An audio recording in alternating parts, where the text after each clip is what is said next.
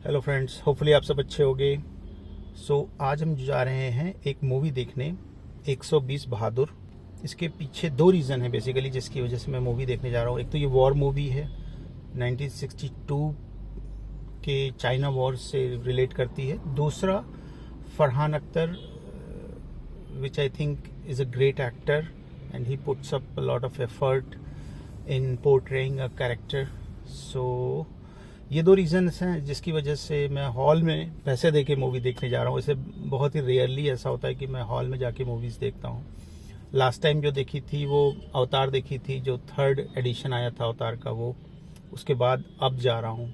I think I have watch that movie in last year. मुझे लगा कि इसको वर्थ होगा देखना। थोड़े बहुत रिव्यूज़ मैंने इसके पढ़े, ऑनलाइन देखे भी, यूट्यूब में कुछ वीडियोस जो लोगों ने रिव्यू दिया है, मिक्स्ड काइंड ऑफ रिव्यू है। बट मेरा मेन जो इंटरेस्ट है वो ये देखने का है कि जो सीक्वेंस ऑफ इवेंट्स थे उस वॉर के, वो मैं देखना चाहता हूँ। स्टोरी तो सभी को पता है, 1962 में स्पेशली रजंगला में क्या हुआ था, बाकी फ्रंट्स पे भी क्या हुआ था लोगों को पता है। बट आज ये मूवी देखते हैं और आपके साथ अपना ओपिनियन शेयर करूंगा। बाय द वे, जब इसकी बुकिंग खुली booking.com पे तो मैंने देखा सिर्फ 2 ही हॉल लिस्ट हो रहे थे। एक था कहीं गुड़गांव के बॉर्डर पे और दूसरा था गाजियाबाद में, जो कि मेरे घर से लगभग 16 किलोमीटर है। अभी बहुत सारे हॉल लिस्ट हो रहे हैं, तो मैंने सोचा कि गाजियाबाद वाली नज़दीक पड़ेगा, यहाँ करा लेता हूँ, which is 16 kilometres from my place. I hope that this movie will match my expectations and give the exact picture of what exactly happened during Battle of Rajangla. ये है सिनेमा जहाँ पे आज मूवी देखने हम लोग जा रहे हैं। देवजीएन सिनेक्स नाम है इसका। पहली बार मैं आ रहा हूँ उधर। और पार्किंग देखना है अब यहाँ पे कहाँ है। आए इधर है क्या पार्किंग?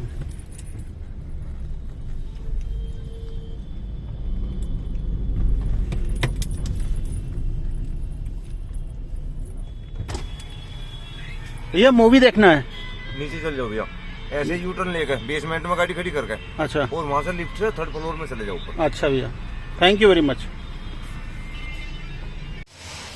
वैसे गार्ड साहब ने पूरी जानकारी दी, कहाँ पे पार्किंग में गाड़ी लगानी है और लिफ्ट लेके 3rd फ्लोर पे जाना है। उन्होंने पूरी चीज़ बताई, इसलिए उनको थैंक यू वेरी मच भी बोला मैंने। लेकिन जैसे जैसे जंग चलती गई, चीन धीरे धीरे हमारी जमीन निकलता गया। जस्ट अभी मूवी देख के निकला। हॉल में टोटल 4 लोग थे।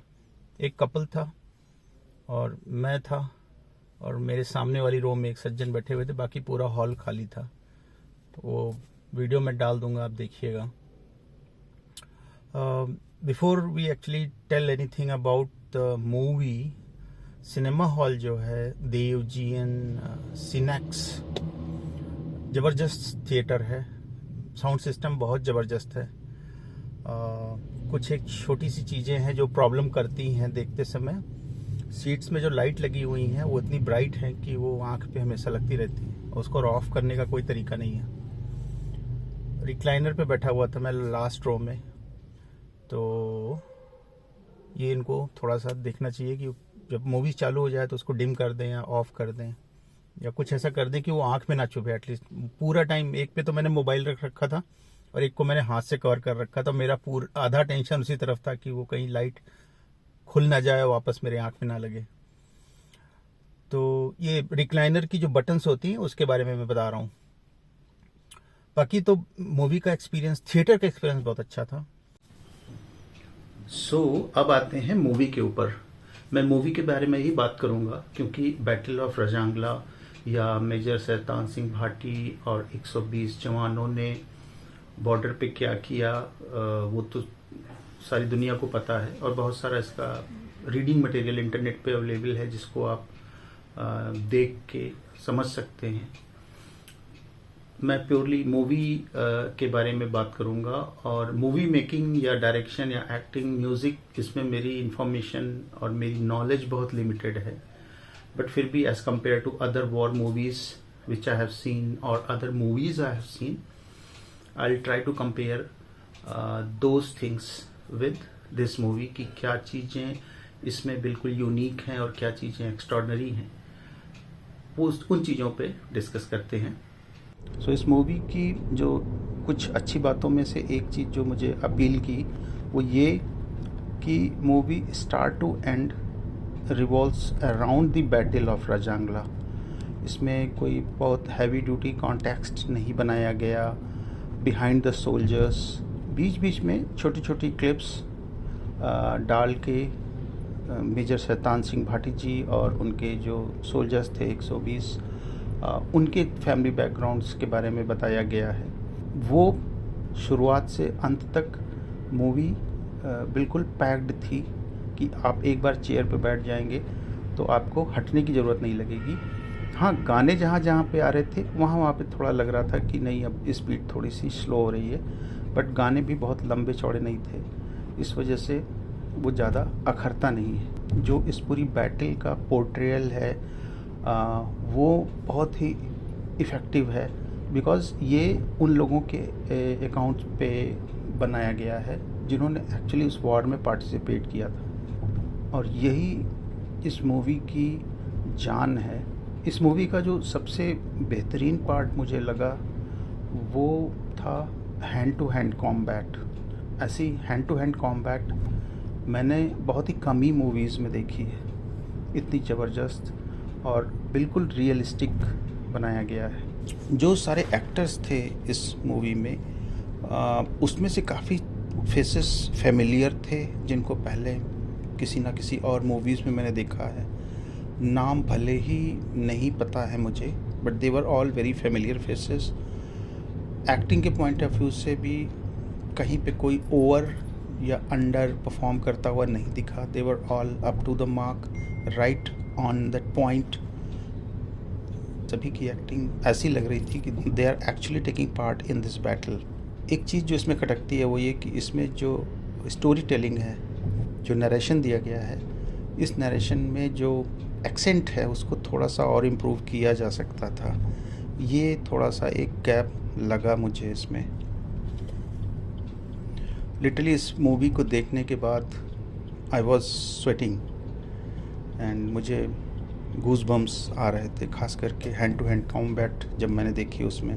एक जो सबसे ख़ास चीज़ मुझे इस मूवी की लगती है कि इसको एक्चुअली लद्दाख में जाकर शूट किया गया है।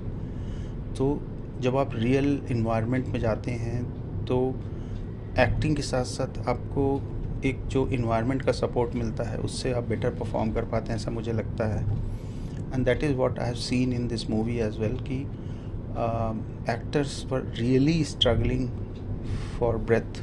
अभी तक की जितनी भी मूवीज़ मैंने देखी हैं उसमें अगर साउंड इफ़ेक्ट की बात करें तो LOC कारगिल का जो साउंड इफ़ेक्ट था that was slightly better than this, but I might be wrong because in दोनों वॉर्स में अलग अलग तरह की गन्स यूज़ हुई हैं जिनका साउंड अलग होता है। So I am not that expert in that.